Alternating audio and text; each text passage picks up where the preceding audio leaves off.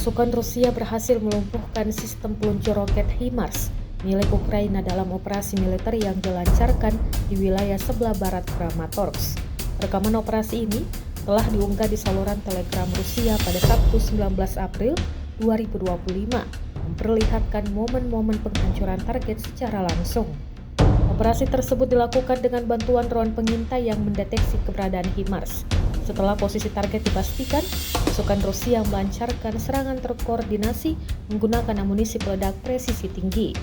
Serangan itu mengakibatkan kehancuran total pada sistem HIMARS yang dianggap sebagai salah satu kekuatan utama artileri Ukraina.